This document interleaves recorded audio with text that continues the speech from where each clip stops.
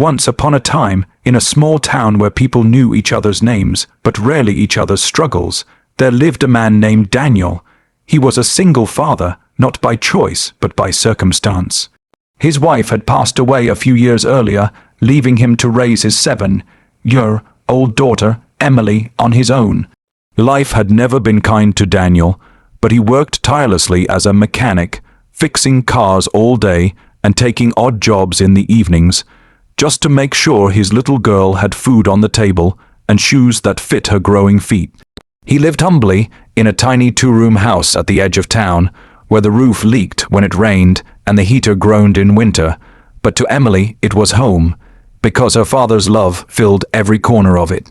One cold evening, after a long day at the workshop, Daniel was walking home with Emily when he noticed a young woman sitting on a bench by the roadside.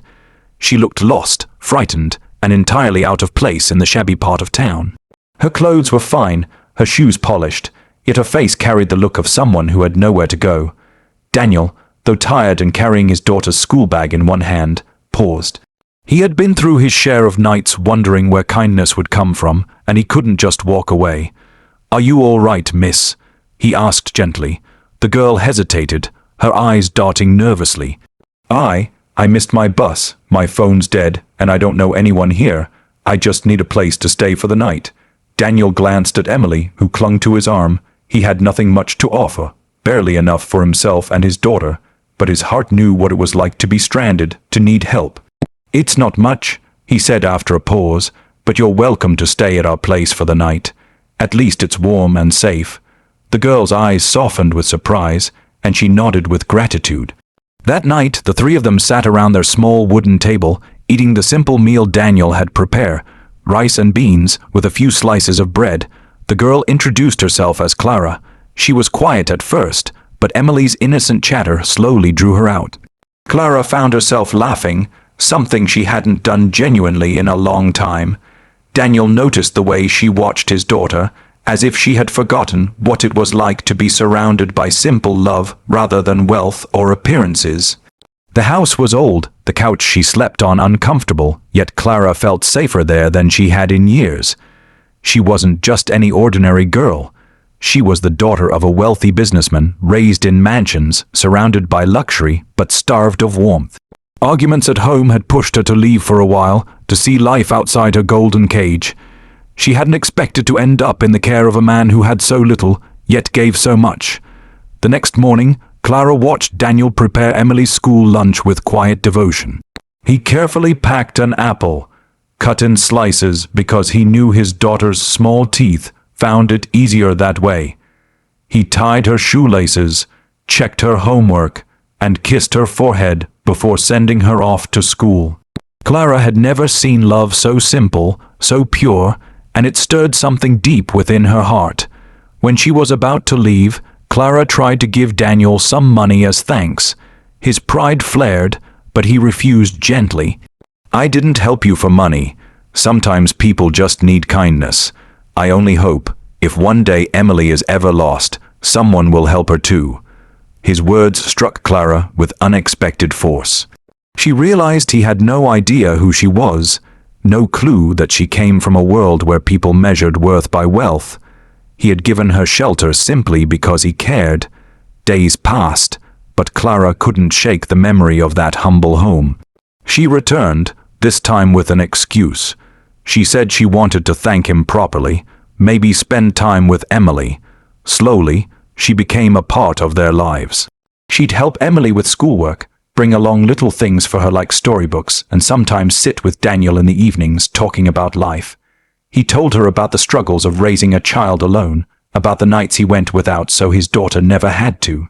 She told him bits about herself, never revealing the truth of her background, but enough to let him know she was searching for something real. As weeks turned into months, Clara realized she wasn't just visiting out of gratitude. She had grown to admire Daniel's quiet strength, his humility, his heart that gave even when empty, and Daniel, though cautious, felt something awaken in him too. He hadn't imagined love could return to his life, but Clara's presence made his home feel brighter, warmer. It wasn't until one afternoon, when a sleek black car pulled up outside Daniel's modest home, that the truth came out. A well-dressed man stepped out, Clara's father, furious and desperate to find his daughter. The revelation stunned Daniel. He realized then who Clara really was, the daughter of one of the wealthiest men in the city. For a moment, he felt foolish, out of place, like he had allowed himself to dream beyond his means. But Clara, standing between her father and Daniel, spoke with a firmness that surprised them both. "I've found where I belong, father. All the money in the world couldn't give me what I found here. Love, kindness, and a family that feels real. I don't care about wealth. I care about him." She looked at Daniel, her eyes shining with conviction. "I love him." Her father's anger softened into shock, then reluctant understanding. He had always believed his wealth could protect her, but perhaps he had forgotten that hearts don't need gold to be rich. Daniel, overwhelmed, didn't know what to say. He had never sought her love, never imagined a woman like Clara could choose a man like him. Yet here she was, not for his strength or possessions, but for the simple truth of who he was. From that day forward, their lives intertwined in ways none of them had expected. Clara stayed, not as a guest, but as part of the family, loving Emily as though she were her own, and standing beside Daniel in every struggle. They still lived simply, though Clara's world of wealth was never far away, but she preferred the tiny home with a leaky roof over a mansion without love. Because in the end, what mattered most was not what they owned, but what they shared. A love born from kindness, built on trust, and made eternal by the choice to see beyond what the eyes could measure. Disclaimer: this story is a work of fiction, created for inspirational and entertainment purposes only. Any resemblance to actual persons, living or dead, or actual events is purely coincidental. Life has a way of testing the human spirit, bending us with hardships until we feel like breaking, yet also surprising us with grace in the most unexpected moments. The story of a poor single father who opened his home to a stranger, only to find that she was a millionaire's daughter who would grow to love him, is not just a tale of romance, but a keynote of humanity, resilience, and the quiet power of kindness. At its heart, this story speaks to the universal truth that wealth is not defined by the size of one's bank account or the luxuries one surrounds oneself with, but by the generosity of spirit, the strength of love, and the courage to remain compassionate even when life has been unkind. The father, burdened with the weight of raising a child alone and struggling to meet even the simplest needs, could have easily turned away when he saw the girl sitting helpless and lost on that cold evening. He could have told himself that his own troubles were enough, that he had no room to take on another's misfortune. Yet he chose otherwise. He chose to extend his hand, to open his home, and to share the little he had, not because he expected anything in return, but because he knew what it meant to need help and to be met with silence. That decision, made in a moment of compassion, changed the course of all their lives. It is a reminder that the smallest acts of kindness can create ripples larger than we ever imagine. For the young woman, who came from a world of abundance, yet felt the emptiness of loveless wealth, the encounter was life-altering. She stepped into a home where the walls were worn and the meals were simple, but the air was filled with warmth, laughter, and devotion. Watching the father prepare his daughter's lunch, tying her shoelaces and kissing her forehead before school, she witnessed something money could not buy, a love pure and uncalculated. In that moment, she understood that richness of heart matters far more than richness of possessions. Her choice to return again and again was not out of charity or obligation, but out of a deep yearning to be part of something authentic, something that her own world of privilege had denied her. And so love blossomed, not the kind scripted by fairy tales or polished by glamour, but a love rooted in truth, the love of a man who gave without expectation, of a daughter whose innocence bound them together, and of a woman who discovered that to be truly wealthy is to be truly loved. When her father, emblem of power and wealth, arrived to take her back, the moment of revelation could have shattered everything. Yet she stood firm, choosing love over luxury, truth over appearances, and in doing so, she revealed the story's greatest keynote. Freedom is not found in possessions, but in the courage to follow the heart.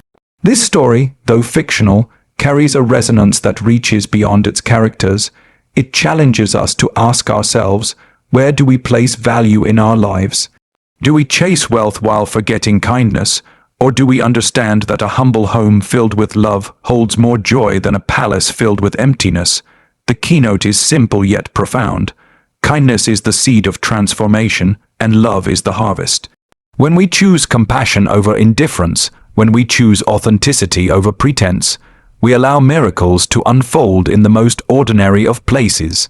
Daniel, the father, may not have known he was welcoming a millionaire's daughter into his home, but in truth, he was welcoming the possibility of a better life, not through riches, but through connection.